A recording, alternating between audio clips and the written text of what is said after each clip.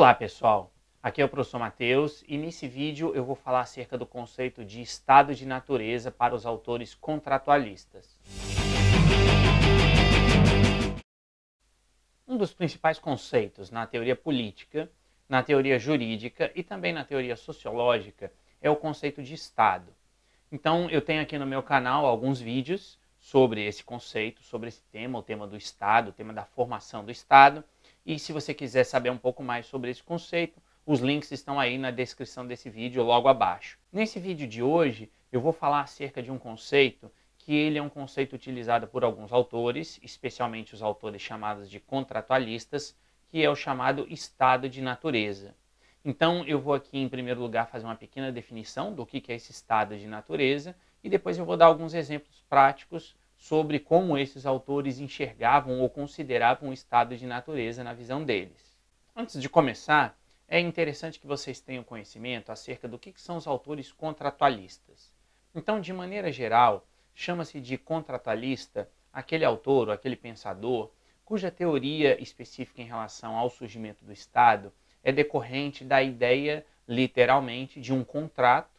Daí a palavra contratualista, no caso, a denominação contratualista. Então, para esses autores, o Estado, a instituição, o Estado, surge como resultado de um contrato que é realizado entre os próprios cidadãos.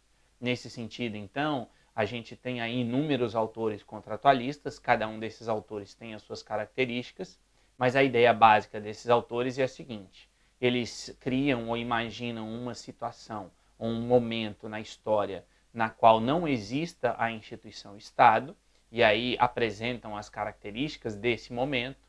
Depois esses autores vão imaginar alguma razão, e aí cada autor vai ter a sua razão específica, que faz com que esses indivíduos que moram nessa coletividade, que coabitam, para que esses indivíduos resolvam então criar o Estado, e esse momento então de criação do Estado é o momento para esses autores em que esse contrato é criado, ou seja, é como se os cidadãos, então, as pessoas ali realizassem um contrato entre si e decidissem, por motivos distintos, que variam conforme o pensamento de cada autor, criar essa instituição Estado. E a partir deste momento, então, estaria criado o Estado, quer dizer, o Estado nos moldes que nós temos hoje, que é essa instituição que, como Weber definiu, é a instituição que detém o monopólio legítimo do uso da força física dentro de um determinado território. Nessa perspectiva, então, fica fácil compreender o que é o estado de natureza. Ou seja, o estado de natureza para os autores contratualistas corresponde àquele momento em que as pessoas estão convivendo, mas é um momento prévio à criação do Estado. Então, vocês podem imaginar que para esses autores contratualistas existam basicamente três momentos distintos. Quer dizer, o momento inicial, que é o estado de natureza. Depois existe o momento do contrato, de assinatura, entre aspas, do contrato, que é o momento, então, em que o Estado, a instituição Estado é criada. E um terceiro momento, que é geralmente chamado de estado de sociedade, ou seja, é aquele momento em que já se encontra criada a instituição Estado, por um lado, e por outro lado existe aquilo que se chama de sociedade civil, que é aí administrada por esse mesmo Estado.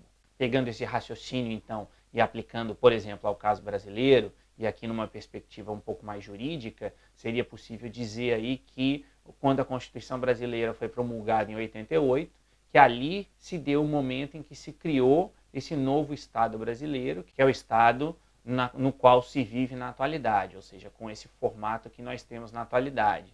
Então, ali no dia 5 de outubro de 88, teria sido o momento em que surgiu esse contrato, representado ou simbolizado pela Constituição Federal de 88, e a partir dali, então, surgiu aquilo que, para esses autores, seria chamado de estado de sociedade ou sociedade civil, ou seja, um momento em que a sociedade passa a ser regida por regras, e essas regras são postas em prática pela instituição Estado.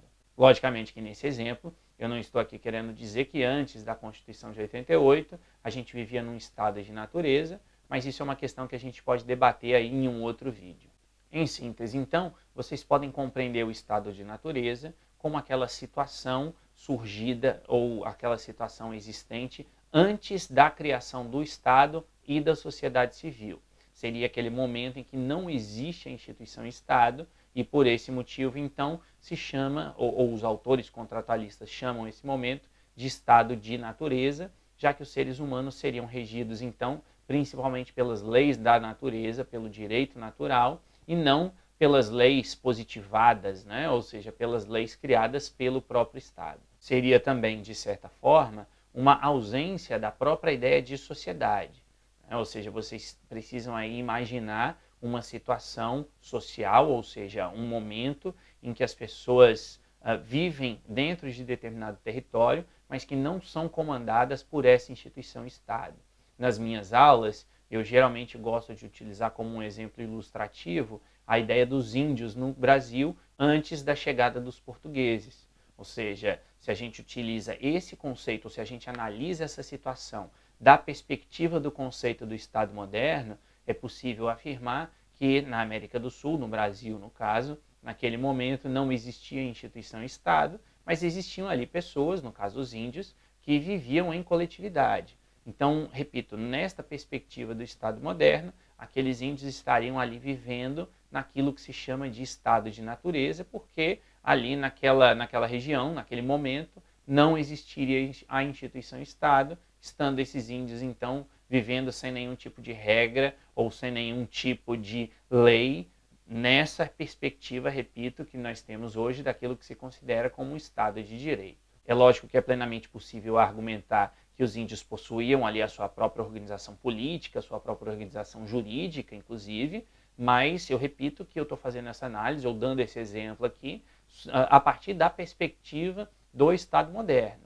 Ou seja, quando a gente pega lá o século XIV, o século XV, então, naquele momento, existia na Europa já essa ideia de Estado moderno, com a centralização do poder nas mãos do rei, enquanto que na América do Sul, no caso brasileiro aqui específico, como eu estou dando de exemplo, não existiria essa instituição ou essa organização político-jurídica, e o que então permite dizer que os índios viveriam naquele momento em um estado de natureza. Então, para finalizar essa primeira parte do vídeo, tenham isso em mente, né? É um conceito muito simples. O estado de natureza corresponde a esse momento, hipotético ou não, aí depende de autor, varia de autor para autor, mas é esse momento que é considerado o momento prévio ao surgimento da instituição Estado. Apresentado esse conceito, vamos analisar aqui bem rapidamente a maneira com que três dos principais autores contratualistas analisam ou enxergam esse estado de natureza.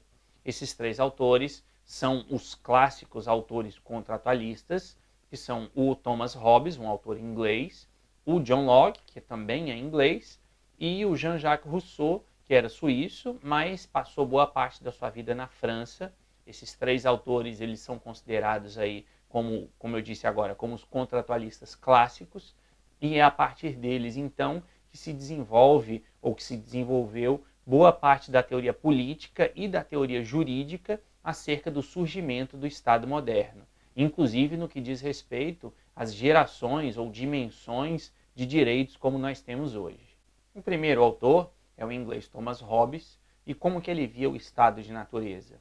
Para o Hobbes, o estado de natureza era uma situação muito ruim, muito negativa, e por que isso? Relembrem-se, né, de que no estado de natureza, para esses três autores e para todos os outros autores contratualistas, no estado de natureza não existe instituição Estado, o que significa dizer o seguinte, e aqui puxando para a perspectiva do Hobbes, quem mantém a ordem no caso?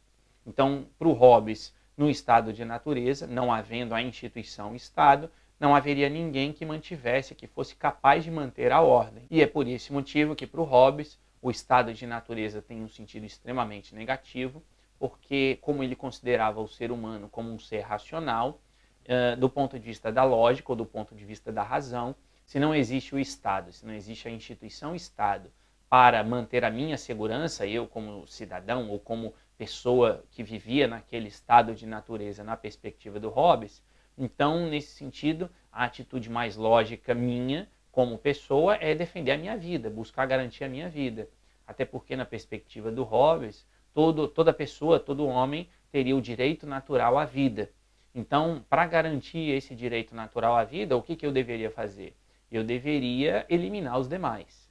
Então, é por isso que o Hobbes é conhecido como o autor que legou, que deixou como legado aquela frase de que o homem é lobo do homem, ou seja, na perspectiva do Hobbes, cada ser humano iria se defender, e na perspectiva dele seria possível afirmar que a melhor defesa é o ataque, ou seja, em vez de eu ficar aqui parado naquilo que seria a minha casa ou aquele local no qual eu moro, e ficar parado esperando que outros viessem eventualmente me atacar, já que não existe Estado, repito, para garantir a segurança.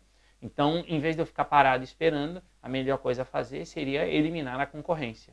Então, nessa perspectiva, ou é nessa perspectiva, que o Hobbes enxerga o estado de natureza. Repito, como uma situação muito negativa, em que, pela lógica e pela razão, as pessoas iriam atacar-se mutuamente com o objetivo de garantir a sua sobrevivência. Já o autor John Locke, que também é um autor inglês e que viveu um pouco depois do Hobbes, para ele a perspectiva do estado de natureza é diferente.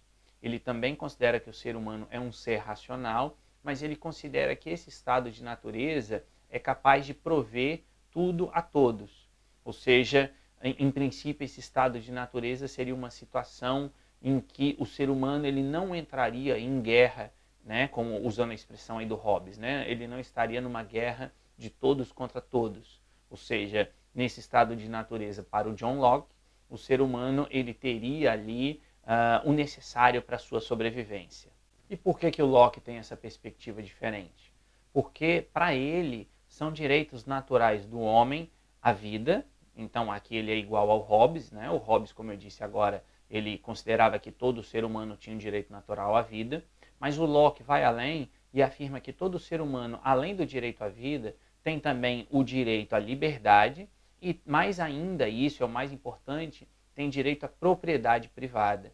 Então, nessa perspectiva, na visão do Locke, como todos os seres humanos têm esse direito natural à propriedade privada, e sendo isso, então, de conhecimento comum, não haveria nenhuma possibilidade ou não haveria nenhuma razão lógica para que um ser humano atacasse o outro querendo a propriedade do outro.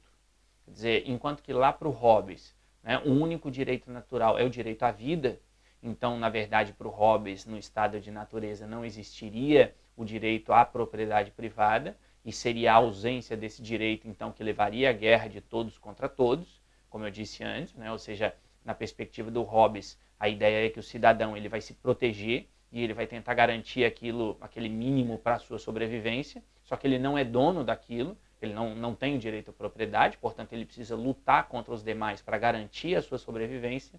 Já na visão do Locke, não. Quer dizer, o Locke parte do princípio de que todos têm direito à propriedade privada e que todos nascem e crescem sabendo acerca desse direito natural à propriedade privada. E como os homens são racionais no estado de natureza, então, na visão do Locke, seria ilógico ou seria irracional que um ser humano atacasse o outro querendo a propriedade desse outro. Repito, né, na visão do Locke, ele parte do princípio de que é inerente ao ser humano a propriedade privada e todos sabendo então disso, não haveria nenhuma razão lógica para que um atacasse o outro.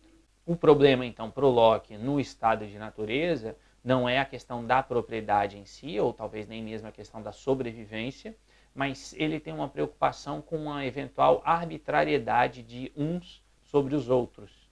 Então o Locke, o que eu quero dizer com isso? O Locke chama a atenção para o seguinte fato: todos os seres humanos no estado de natureza são iguais. Então, ainda que todos tenham ali a sua propriedade privada e todos vivam a sua vida da melhor maneira possível, já que todos são iguais, existe a possibilidade de um atuar como juiz do outro. E é nessa perspectiva, então, que o Locke vai considerar o estado de natureza como não ruim, mas temerário.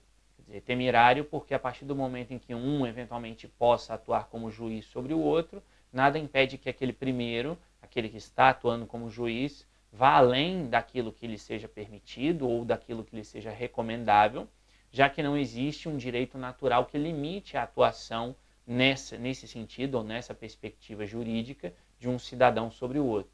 Portanto, nesse sentido, o Locke ele considera que o estado de natureza não é aquela guerra de todos contra todos na visão do Hobbes, mas ele é uma situação que precisa ser superada, e essa superação só se originaria então com a criação do Estado, com a criação desse contrato entre todos os indivíduos. Da mesma forma que para o Hobbes, aquela situação de guerra de todos contra todos só seria solucionada a partir do momento em que surgisse o Estado. Por fim, eu quero destacar aqui o terceiro autor que eu citei no início, que é o Rousseau, que também é um autor contratualista clássico, e o Rousseau também trabalha com essa perspectiva do estado de natureza. Agora, diferentemente dos dois autores anteriores, o Rousseau ele considera explicitamente que o estado de natureza é uma situação muito positiva, ou seja, enquanto que para o Hobbes é uma situação negativa, e enquanto que para o Locke é uma situação, entre aspas, neutra, mas com tendência a ser negativa, para o Rousseau o estado de natureza é uma situação extremamente positiva. E positiva por quê? Porque o Rousseau considera que todos os homens nascem livres e ele considera que a natureza é capaz de fornecer a todos os homens tudo o que eles precisam. O que leva, então, ao fato de que o ser humano, para o Rousseau, no estado de natureza, não tem muita preocupação com a sua vida, digamos assim. Quer dizer, o ser humano ele busca no estado de natureza, na visão do Rousseau, preservar a sua própria vida, se alimentar, se reproduzir e ter ali aquela vida que talvez seja até possível dizer uma vida idílica, né? Ou seja, uma vida extremamente agradável. Tanto que o Rousseau cunhou a expressão, que é bastante conhecida, de que o homem no estado de natureza seria um bom selvagem. Quer dizer, selvagem aqui não é no sentido de ser violento, selvagem aqui é no sentido dele ser uma pessoa que não está socializada, mas ao mesmo tempo ele é bom. E ele é bom porque ele tem tudo o que ele precisa ali à sua disposição e ao mesmo tempo ele é livre para fazer o que ele bem entender. E nessa perspectiva ou nesse raciocínio do Rousseau não haveria nenhum interesse ou nenhuma necessidade de um atacar o outro, porque todos têm tudo o que precisam. Então, como essas pessoas, na visão do Rousseau, viveriam em isolamento nesse estado de natureza, elas nem mesmo correriam o risco, identificado pelo Locke anteriormente, de um eventual arbítrio. Quer dizer, a ideia do Rousseau é que as pessoas vivem afastadas no estado de natureza, vivem em isolamento, então elas não entram em guerra em uma contra a outra, como seria a perspectiva do Hobbes, e elas também não têm a perspectiva de serem arbitrárias ou autoritárias frente às demais, como seria a perspectiva do Locke. Por isso é que para o Rousseau, o estado de natureza é a situação ideal de vida do ser humano. O problema, na visão do Rousseau, vai surgir quando surge a ideia de propriedade, porque é a ideia de propriedade privada para ele que vai dar origem à necessidade de se criar o Estado. E quando surge a ideia de propriedade, o homem, o ser humano, deixa então de ser racional e deixa então de viver nesse isolamento que ele colocou anteriormente, levando, portanto, à necessidade de criação do Estado ou a necessidade de criação do contrato social, como é o título de um dos livros do Rousseau, para que seja organizada essa questão da propriedade privada e para que então seja mantida a ordem a partir do momento em que surge a sociedade civil. Bom, pessoal, é isso. Espero que vocês tenham gostado desse vídeo. Espero que tenha ficado claro para vocês o que é o estado de natureza e espero que tenha ficado claro para vocês também como esses três autores especificamente enxergam ou analisam, apresentam a ideia de estado de natureza na visão de cada um.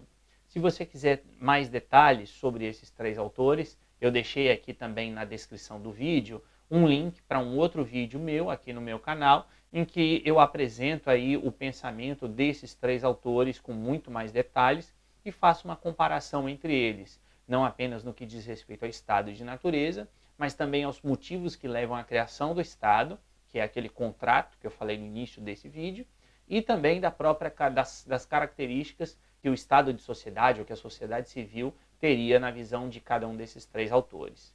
Então, se vocês tiverem dúvida, repito, assistam esse vídeo, o link está aqui na descrição, logo abaixo. E também, é claro, como eu digo sempre, deixem aí nos comentários as suas críticas, as suas dúvidas e também as suas sugestões de novos temas para os próximos vídeos que eu vou disponibilizar aqui no meu canal. Não se esqueçam também de curtir, de compartilhar esse vídeo e de se inscrever no canal para que vocês possam receber as notificações dos próximos vídeos que eu vou disponibilizar por aqui. Então é isso, pessoal. Muito obrigado mais uma vez por assistirem, um abraço e até a próxima.